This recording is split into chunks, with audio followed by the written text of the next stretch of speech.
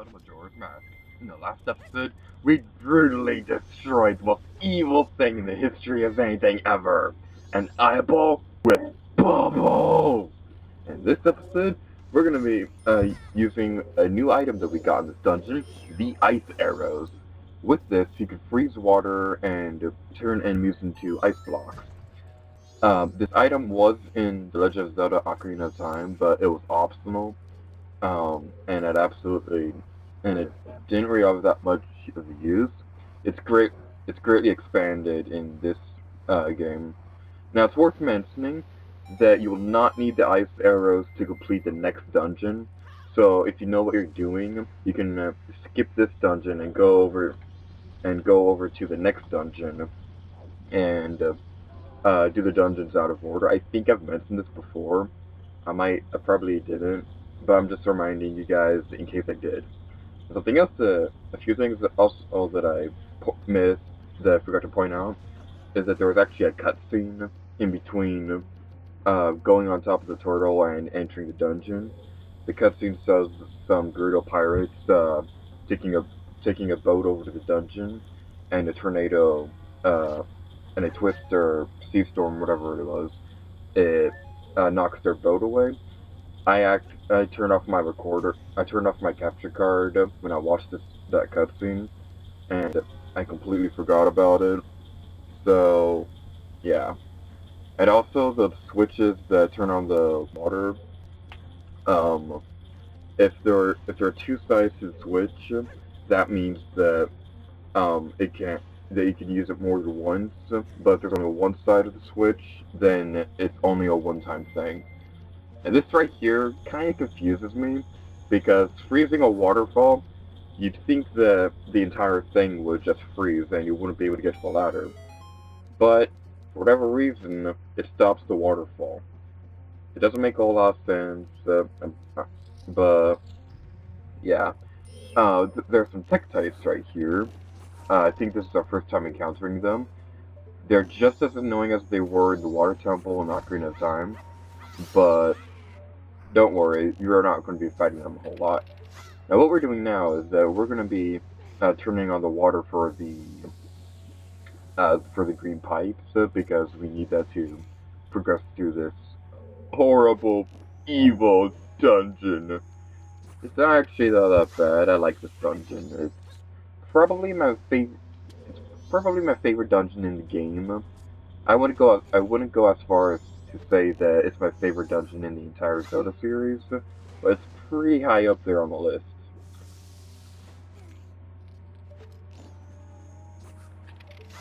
Now, there's something interesting you can actually is that if you're outside of the temple, you can see the dungeon off, but if you try to swim to it, you'll uh, you'll go right back to the beach. But what's interesting is that if you use the ice arrows and are able to do it correctly, you could use the ice arrows to create platforms to get over there and go to the temple. There's nothing there, it's just the outside of it. I can also walk through it, but it's still interesting to see a background thing and see just how much they rendered. Um, so what we're doing now is that we're going to have to go over this way, and I missed.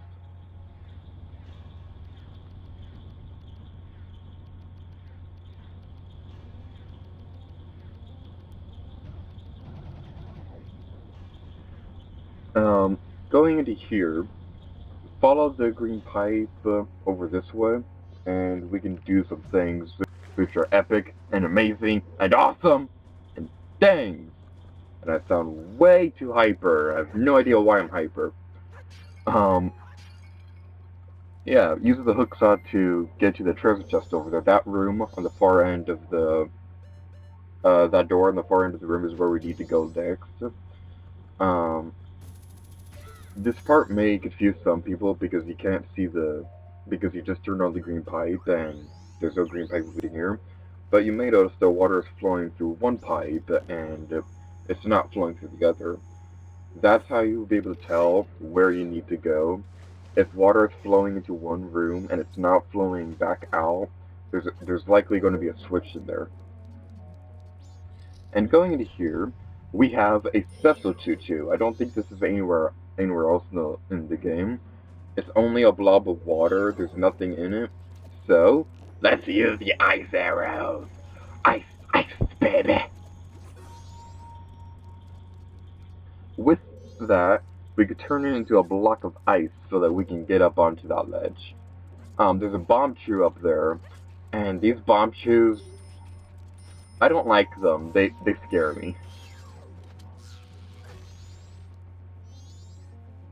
Anyway, turning this will make the water flow, which is cool.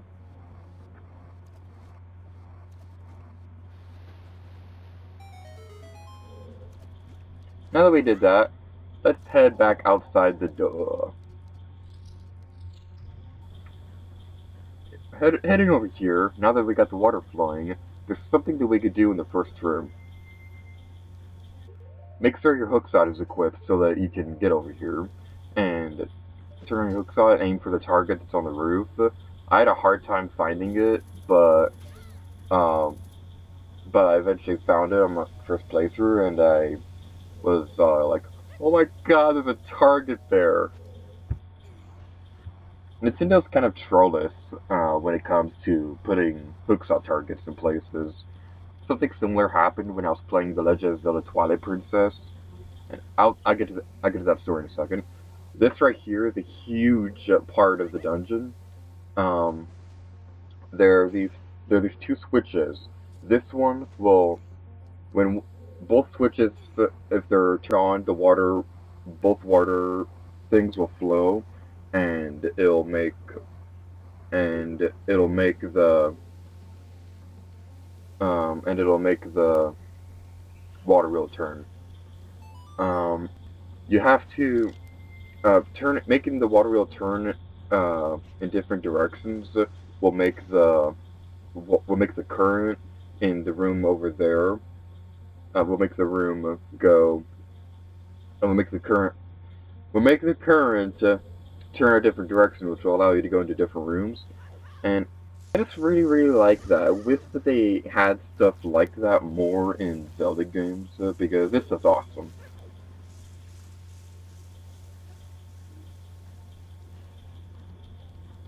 But like I said, with the water wheel turning in a different direction, the current is going in a different direction. So we'll be able to access rooms that we weren't able to go to before. But that means that to get to the rooms that we weren't before, we have to go back into the other room and make the water wheel turn a different direction. Now, getting caught in those zombie hand things, they'll make you go into this room. To get something that we need, we have to go back into here and things like that. You have to get the thing that we need the ice arrows.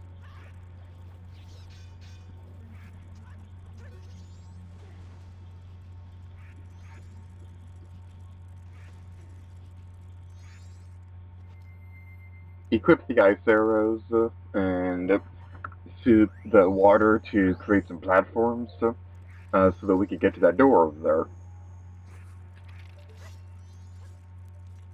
Something I don't like about the ice arrows is that if you aim wrong, just barely, when you're trying to shoot a platform near a wall, it'll register as hitting the wall, and it's just a little irritating. Make sure that you melt that ice right there, and things like that.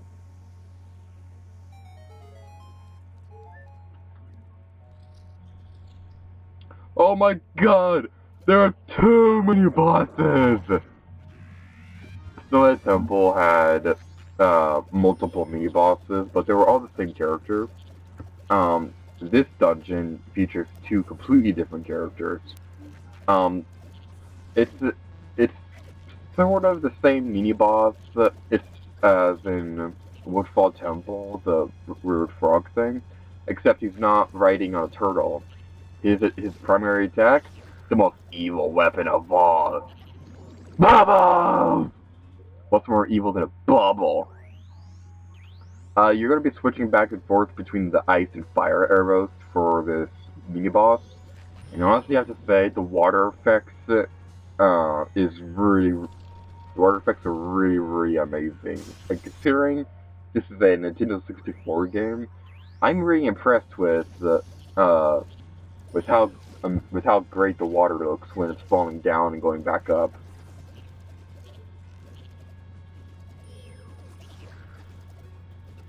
When he goes into the almighty bubble, you want to be careful because if you don't run away, then you will get trapped inside of this bubble, and when that happens, as you see right here, you lose 2 hearts.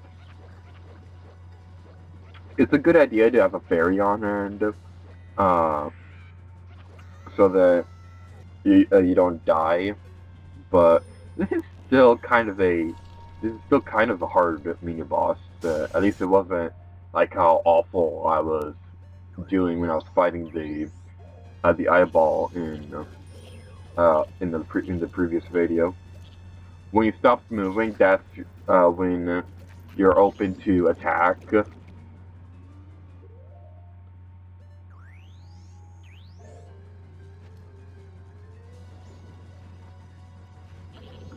When you need to attack him with the ice arrows, when the bubble's moving like that, that's when you want to shoot it. I messed up because I'm an idiot.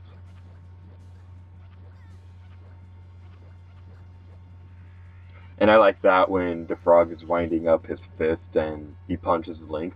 It's not funny that he punches him, it's just funny that he winds up his fist. As you saw right there, if you shoot the ice arrows too late, then it's not going to do anything. You have to wait until the bubble is like going crazy and stuff.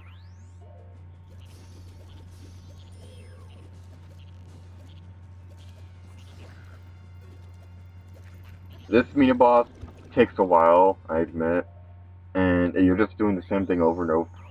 By the way, make sure you have enough fire. Make sure you have enough arrows and magic, because if you don't, then you're doomed.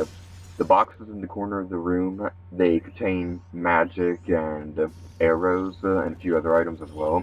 I also think that they have some hearts in them, I believe. But yeah, that's all you have to do to beat the mini boss. Yay! It's a froggy! It's so adorable! It's so adorable! You are! Yeah, in a couple of videos from now, that frog is going to be important for a side quest that I'm going to be doing in a few videos. I actually have the mask for it, but I'm going to wait to do that side quest, so that I could do that side quest in the same video as another side quest, which I'm not going to be able to do until I can get into the next area, which is going to be soon. In between me completing this dungeon and me getting into the next area, I'm going to be doing some mini games throughout Snowhead and Southern Swamp and Clocktown. Keep in mind, I said this on the Lady Gear to You fan page thing, that that there are a few mini games in this game that I've never been able to complete. I will still show how to play through the game, and I'll tell you what you need to do to get the heart piece, but I'm probably not going to be showing me actually beating the mini game.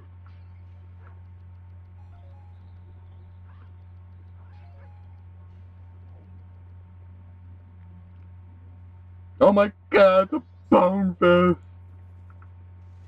Man, I haven't realized how many enemies they carried over from Mario. I was playing New Super Mario Bros. U the other day, and I was in a level where there's all these bone fist guys following Link, and it was just not Link, Mario. They're following Mario, and it was just really scary. I don't like them. Anyway, over here, this is something that's actually interesting. As if the rest of this dungeon is interesting. Equip the ice arrows and shoot the waterfall over there. In the European, American, uh, and Australian versions of this game, and other versions, this cutscene will make it automatically make it so that the platform is perfect and stuff. But in the Japanese version of this game, you actually had to time it, so that if you didn't time it correctly, it wouldn't be positioned at a correct angle for you to do things with. Now this room, this is a really interesting room. I like this one. Uh, there's some choo-choos in here that contain arrows and magic if you need them. I'm just getting some arrows because I only have 8, and I tend to mess things up when my capture card is lagging because it's rude. To equip the fire arrows and shoot the frozen waterfall thing so that you can do things. Over there is another switch which will allow the water in the green pipe to go through, and something that I did while I was filming this level, this video. I actually accidentally got a stray fairy off camera. It's in the cage over there. I will still show how to get it in the next video when I take care of the stray fairies. I accidentally got it on screen, so I edited it out. That's kind of like a running thing that I'm doing with this LP is I say I'm doing is I say I'm getting the stray fairies after I beat the main dungeon, and I still end up accidentally getting a stray fairy. Like I got one in Woodfall. I opened up a chest that I thought had a key in it, but had a stray fairy in it in Snowhead. And I got the one in the treasure chest that is over there you got your hooks up to.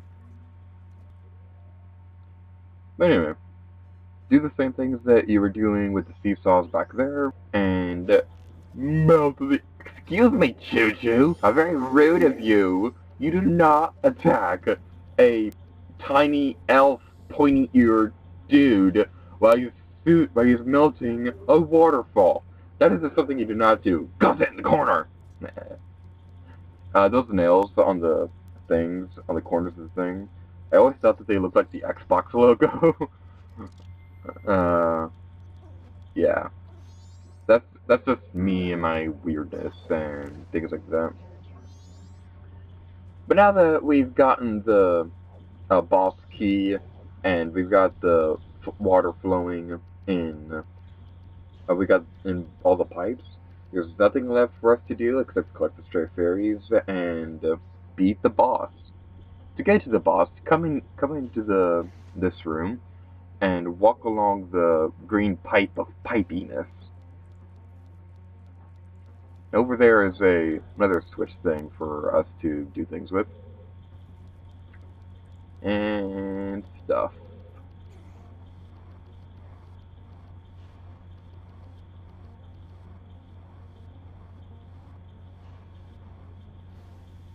Now we have water flowing through that thing.